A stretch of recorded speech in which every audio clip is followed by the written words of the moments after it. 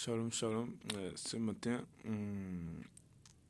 j'ai à cœur de te parler sur les hôtels. Bien aimé, beaucoup ne croient pas aux hôtels, mais ce sont des choses qui existent, des choses bien dans les familles, des choses qui y a. Il y a des hôtels de malédiction, des hôtels où on a livré euh, des familles, des destinées, des vies.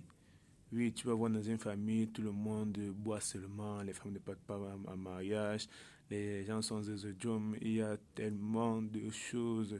Et ça, ce sont les hôtels parfois qui réclament les gens. Quelqu'un peut avoir beaucoup d'argent aujourd'hui, après demain, on ne comprend pas qu'est-ce qui est arrivé. Les hôtels sont tels que même si tu voyages, ça te prend.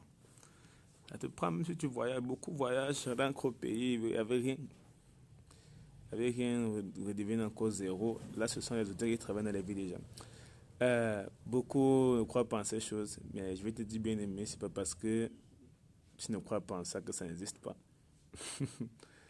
C'est pas parce que tu ne crois pas à la sorcellerie que la sorcellerie n'existe pas. Ce sont des choses bien réelles. Peut-être toi, tu as déjà commencé à localiser ces hôtels et tu sais que ça existe. Hmm. Peut-être tu as commencé à prier pour que ces choses se brisent, pour que ces hôtels se brisent. Mais ce ne sont pas des choses qui se font en une journée ou un mois. Parce que tu ne connais pas combien d'années ces hôtels perdus dans ta famille ou agissent dans ta vie. Mais ce matin, je vais te donner des petites clés qui peuvent t'aider dans la description de ces hôtels. Ok. Les hôtels, déjà, c'est comme des arbres. Vous voyez un peu les arbres, n'est-ce pas? C'est comme des arbres qui sont plantés. Vous voyez un peu, par exemple, un baobab. Voilà. Comment, quand Baba Kaya de l'âge, avec du temps, c'est déjà enraciné. Ok, je vais parler des racines des hôtels. Oui.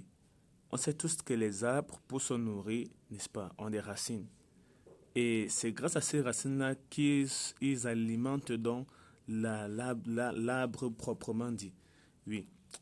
Euh, Maintenant, la meilleure façon de tuer l'arbre, n'est-ce pas, ce n'est pas de couper l'arbre, non, pas du tout. C'est ce que beaucoup de chrétiens font, beaucoup de personnes font.